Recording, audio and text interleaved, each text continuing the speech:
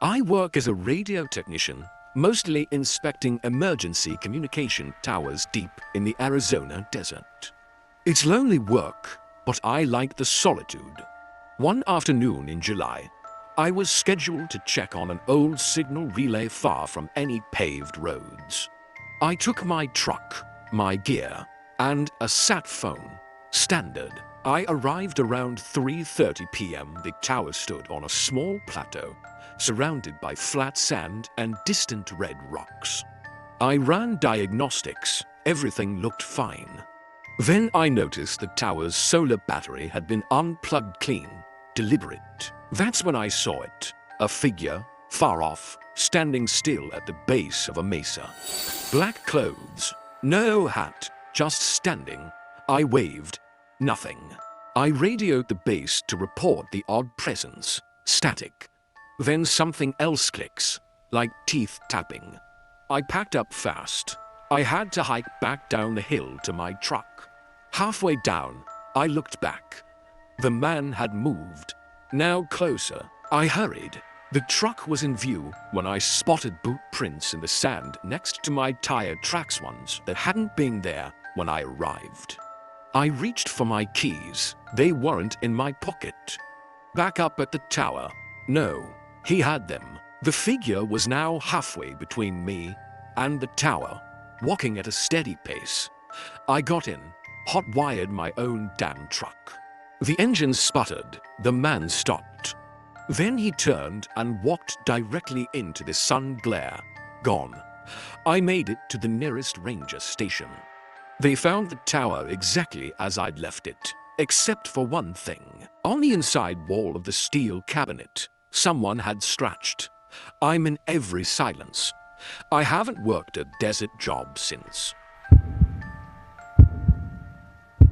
It was 1:15 a.m. I was driving from Reno to Las Vegas straight shot. Nothing but flat land and brush.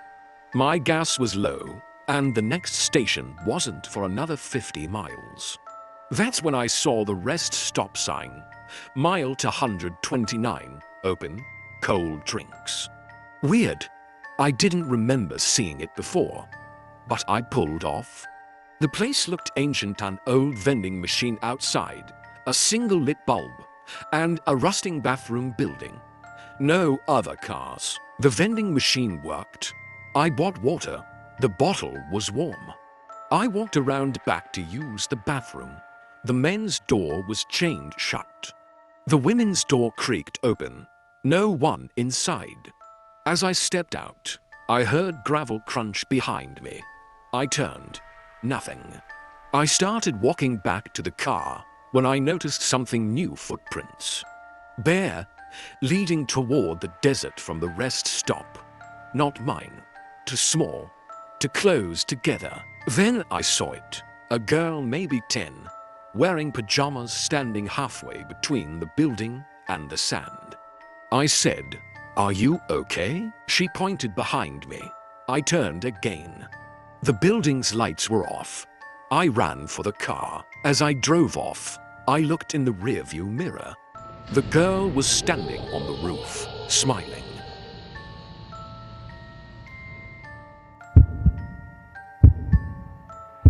I was hiking the Sonoran with 2 friends.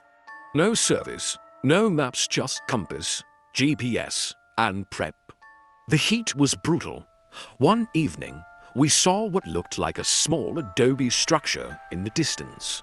Square, single door. No windows, no roof. A mirage? We thought so too until we kept walking and it didn't vanish. It was real. There was nothing inside. Just dry, cracked dirt and a few animal bones. We camped 200 yards away. That night, I woke to a noise, stone scraping. I sat up and saw one of my friends, Ben, walking into the square structure. I called out. No answer. I ran over, flashlight in hand. The structure was empty, but I saw fresh footprints leading out the other side into the dark. I followed them maybe 50 feet. Then they vanished. No wind, no dust, just gone. Ben never came back. We searched all morning. No sign, no tracks, no call for help. We went to the rangers. They searched the GPS. There was no square structure in that area and ever had been. A week later, I got a photo texted from Ben's number. No message, just an image of the square building, with me standing in the doorway. They say old Route 82 doesn't lead anywhere anymore. But when you're a tow truck driver like me, you don't ask questions. I got a call one night a broken down sedan reported halfway along that stretch. The dispatcher hesitated before giving me the coordinates, but I took it anyway. Easy money, I figured. I hit the road around midnight. That patch of Texas is dead quiet, no towns, no lights, just endless scrub and sand. The moon was full, but the clouds moved weird, like they were circling something I couldn't see. After about 40 minutes, I saw the car. A 90s Honda Accord, lights off, front tire shredded, nobody inside. I stepped out, flashlight in hand, checked the perimeter. That's when I saw them boot prints, dozens, all around the car. But no other vehicle, no footprints leading away. Like whoever had been walking just vanished. I called out, but only the wind replied. I was halfway through hooking the car when I heard it. Hoofbeats, not footsteps, not tires, hoofbeats. I turned slowly. In the distance, something emerged from the darker, tall figure on horseback. But the rider, it wasn't right. His face was wrapped in cloth, and he sat perfectly still, even as the horse moved. I stepped back. My flashlight flickered. The rider stopped about 20 feet away, didn't speak, didn't move. Then he raised one gloved hand and pointed at the car. I don't know what made me do it, but I unhooked the Honda and backed away. The rider turned his horse without a sound and trotted off into the brush. I got back in my truck and floored it. Next morning, I told the sheriff. He nodded slowly and said, "You saw the highwayman." Apparently, decades ago, a bandit was executed near that road. Some say he still rides, looking for stolen things or people.